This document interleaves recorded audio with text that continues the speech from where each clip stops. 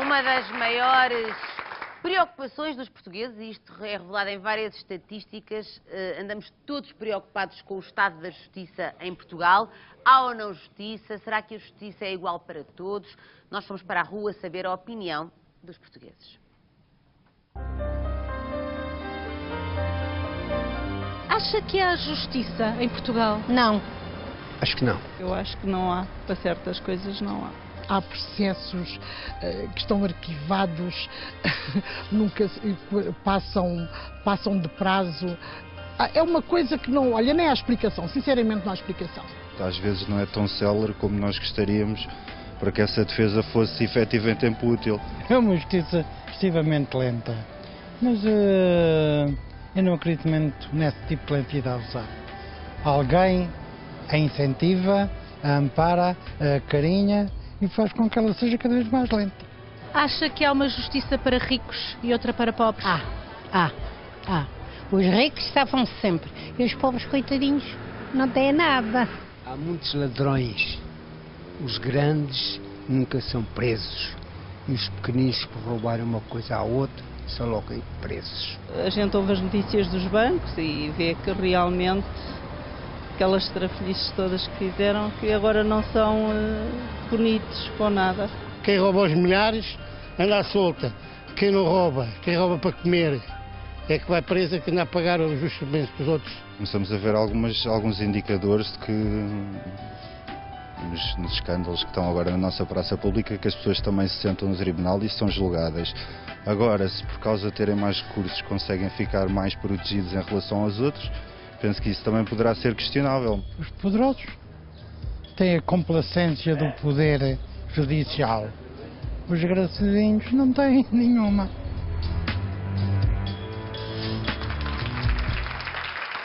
E connosco, para nos falar do estado da justiça em Portugal, o nosso António Pinto Pereira. Um forte aplauso para ele. António, bem-vindo. Obrigado.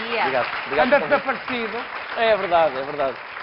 Anda a trabalhar, não é? É o sol que anda por aí. Trabalhar, claro. A nossa justiça está bem? Recomenda-se? Ou então é Não está bem, não está bem. A nossa justiça tem vindo a andar de mal a pior ao longo dos anos. Infelizmente não tem sido uma preocupação dos políticos nos vários governos, nos vários sistemas, nos vários partidos políticos, não têm tido preocupação por este sistema. Nós verificamos que os ministros da Justiça nem sequer têm experiência de entrar nas secretarias dos tribunais e ver o estado real do funcionamento da Justiça. Portanto, são pessoas que têm contacto com gabinetes, não têm contacto com o sistema, não o conseguem melhorar. Nem têm essa vontade política. É seguro dizer-se que há um desfazamento daquilo que é a realidade e daquilo que se pensa no Parlamento quando se fazem leis, por exemplo?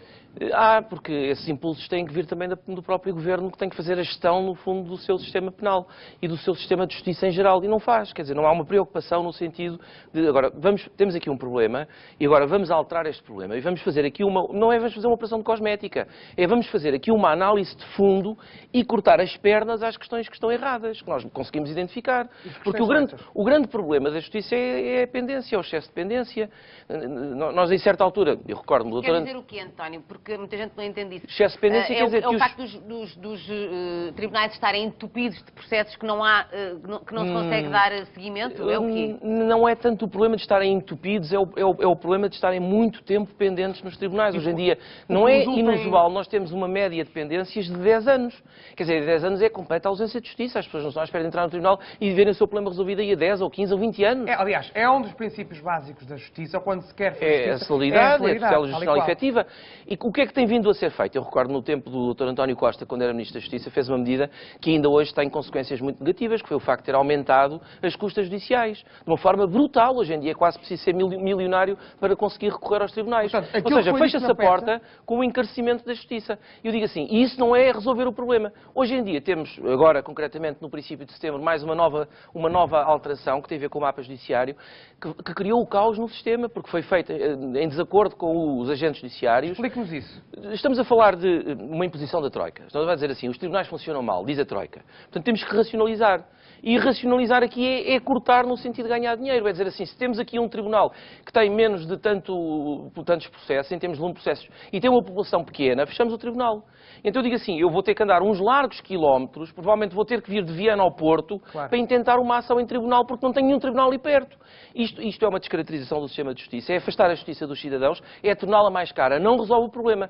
Claro que a Troika ficou encantada, porque nós temos muitos prédios a fecharem onde funcionam tribunais. Mas eu digo assim, o problema de fundo, que é a celeridade, foi resolvido, alguém tocou naquilo, alguém se preocupou. Além de que, e já não, para não pôr em causa, que eu digo assim, há certas funções sagradas do Estado que não podem funcionar apenas em função de critérios puramente económicos. Quer dizer, não posso fazer leis, na função legislativa, não posso fazer leis a pensar em poupar dinheiro ao Estado. Tenho que fazer leis a pensar no bem comum. E onde é que está a quando tenho onde uma é que função... está esta separação? Porque, quer dizer, porque se quando se faz justiça está-se a pensar tem-se como linha de horizonte critérios económicos, onde é que Quando está... se fazem leis a pensar na justiça, quando se fazem alterações em função da justiça, atualmente, fazem-se as alterações em função de uma folha de Excel.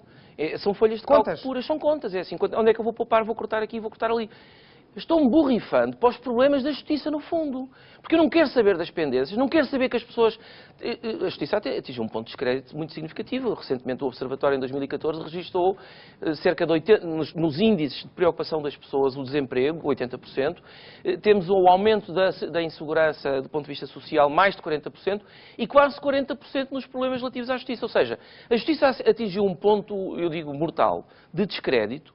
Neste momento as pessoas preferem comprar uma arma e ter ali a armazinha no carro ou em casa, para o que der e vier, e sacam da arma e dão um tiro a alguém para resolver o problema pelas suas próprias mãos, porque não estão para ir para os tribunais, andarem lá a ser humilhados durante um tempo muito longo de sofrimento, a tal pendência excessiva, e a gastar uma fortuna. Mas a pendência uma fortuna com o próprio sistema de justiça. A pendência excessiva também não passa pelos advogados. Faço-lhe a pergunta, parece provocatória, mas é de propósito.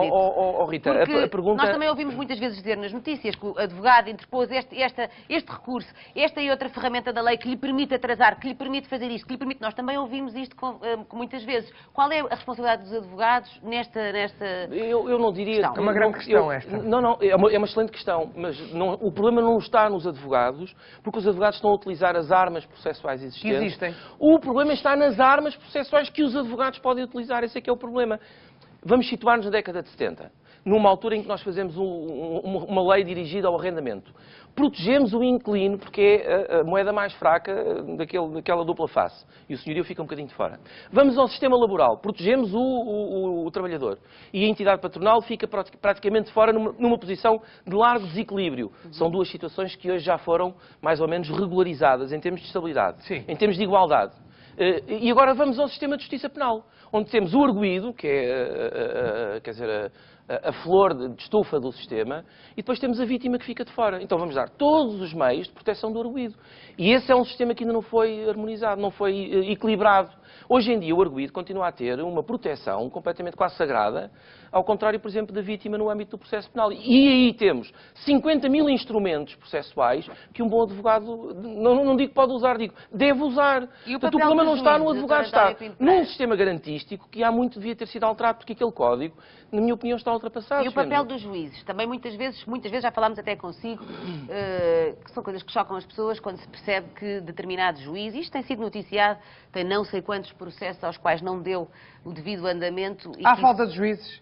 Ou então o que é que se passa com estes? Porque um juiz tem muito trabalho, eu conheço bastantes juízes, que têm secretárias com processo até cima e têm que dar seguimento a tudo. E alguns são competentíssimos e não conseguem, e outros não é? João, exatamente. Não teremos juízes a menos? Eu não conheço nenhum gabinete de um juiz que não tenha processo até cima. Não conheço nenhuma mas secretaria judicial em Portugal onde os funcionários não estejam um par de minutos, para não dizer às vezes mais tempo, à procura de um processo, porque o processo está lá no seu ano, no cimo, lá do topo. Quer dizer, claro que temos falta de juízes, claro que temos falta de funcionários judiciais, claro que temos falta de magistrados do Ministério Público e claro que temos falta de agentes de investigação.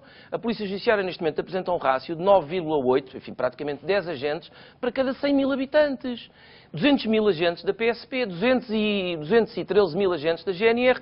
Isto em 2012, em 2000, há 12 anos atrás, quer dizer, há mais de 12 anos atrás, nós tínhamos 250 mil agentes da GNR, por exemplo. Ou seja, temos vindo a reduzir as forças de segurança e aqueles que trabalham no âmbito da investigação criminal, o que logo aí faz, naturalmente, retirar eficácia à própria investigação criminal. Temos aqui uma redução, exatamente, temos 10,5 para 9,8 em 2012, uma diferença de 12 anos. A PSP aumentou muito de forma praticamente imperceptível, e temos uma redução de 250 mil para 215 agentes da GNR, militares da GNR, por cada 100 mil habitantes.